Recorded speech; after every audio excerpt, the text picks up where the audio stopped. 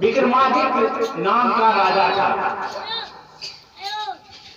वो अपने राज दरबार में सप्ताह में जनता दरबार लगवाते थे। जैसे उसके राज के जो पब्लिक सब है, जिसको किसी चीज की आवश्यकता है, सहायता की आवश्यकता है, या किसी झगड़ा है या कोई भी है, कोई भी मुरादे लेकर के वो राजा के दरबार में हाजिर होते थे रविवार के दिन। तो वहाँ की जनता सब जो है आते थे और आगे दरबार लगा हुआ रहता था, बैठते थे अपनी अपनी बिछावा लेके, अपनी अपनी चटाई लेके बैठते थे। राजा भी सभा में आते थे और जिनको जिस चीज की आवश्यकता थी वो राजा से मांगते थे और वो दे देते थे। तो उसके राज में एक ब्राह्मण और ब्राह्मणी रहते थे। उसके पास हमेशा दरिद्रता ही रहती थी, माने हमेशा भूख सताए रहता था, रुपये पैसे का भी अभाव रहते थे। तो एक दिन ब्राह्मण देवता से बोले कि आप भी विक्रमादित्य के दरबार में जाइए और कुछ मांग करके लाइए आप भी। तो वह विक्रमादित्य के दरबार में नहीं आना चाहा। वह ब्राह्मणी से बोले कि यह हमको अच्छा नहीं लगता है, हम राज दरबार में कुछ मांगने चाहने नहीं जाएंगे।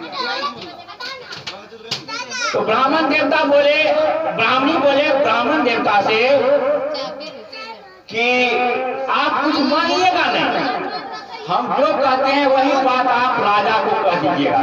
तो कौन सी बात कहेंगे? तो ब्राह्मण को बोले कि आप बोलिएगा कि राजा विक्रमादित्य की जय हो, धर्म की गति श्री हरि। इतना ही तो बोलना है, आपको कुछ मांगना चाहना न है। ब्राह्मण देवता राजी हो गए और कहा कि ठीक है, हम भी जाएंगे राजा के दरबार में। तो राजा की दरबार लगी हुई थी, सभी लोग जिनको जो चीज की इच्छा थी सब आए, अपना बिछा करके, बोरा बिछा करके, चटाई बिछा करके अपना प्रार्थना लेकर बैठे। राजा भी आए, विराजमान हुए सब जनता के बीच में और सब अपनी अपनी मुरादें लेकर के आए, राजा से मांगे और सबकी मुरादें पूरी करते गए।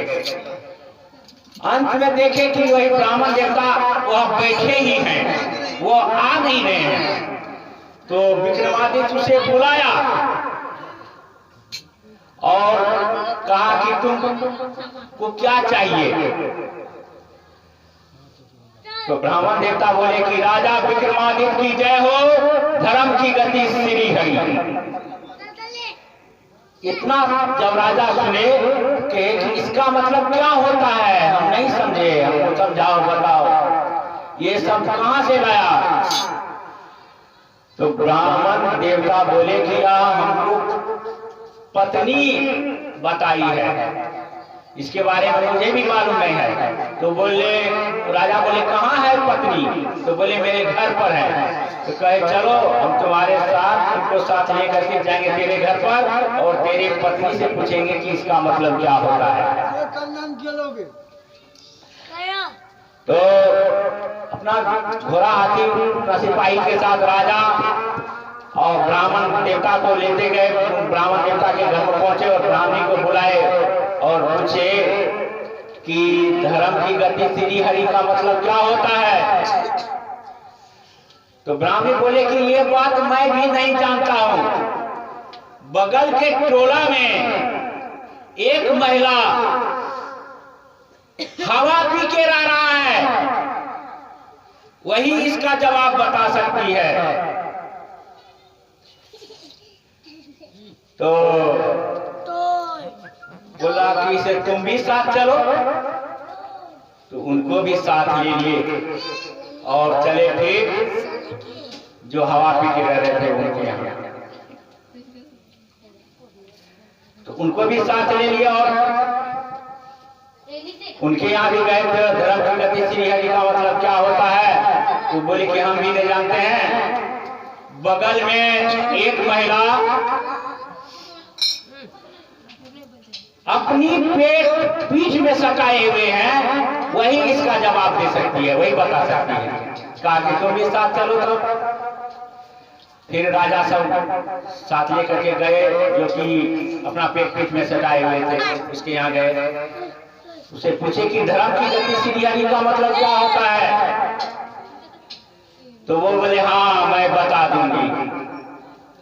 आदर सत्कार किए राजा का। उसके बाद फिर राजा के सामने हाजिर हुए। राजा भी पूछे कि क्या होता है बताइए।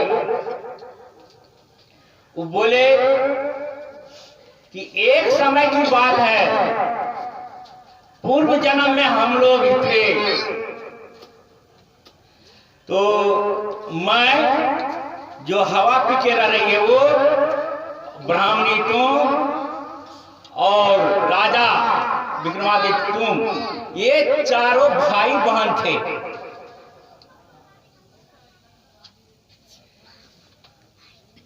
हम लोग खाना थाली में, 4 थाली में परोसे ही थे खिचड़ी, कि तब तक में एक साधु आ गए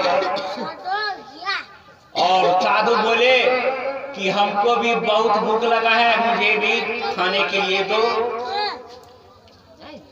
तो चारों भाई बहन के पास वो साधु मांगे।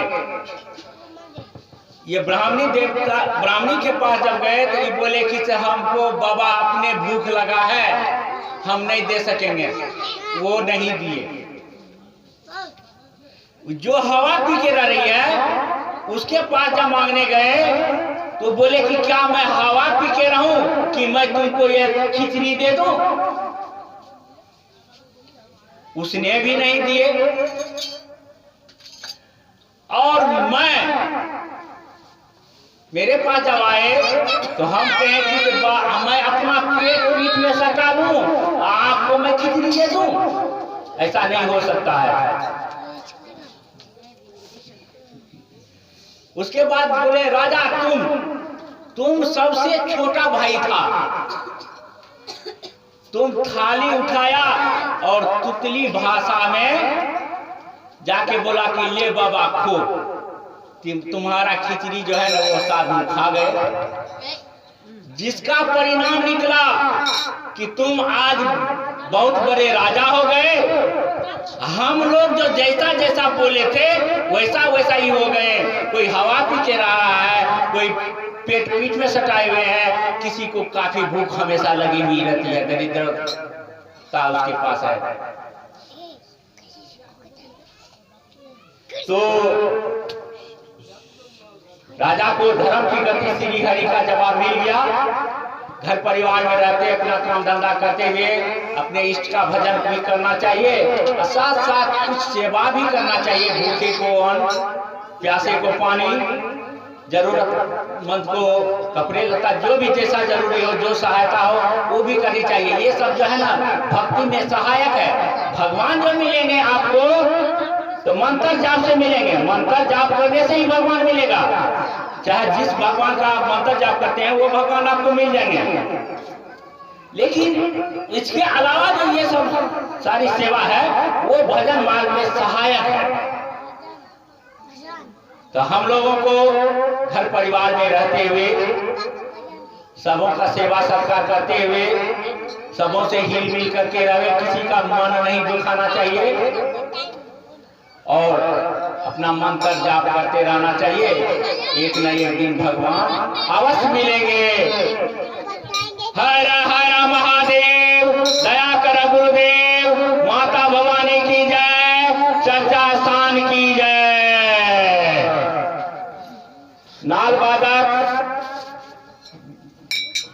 आप मंचासीन होने की कृपा करें।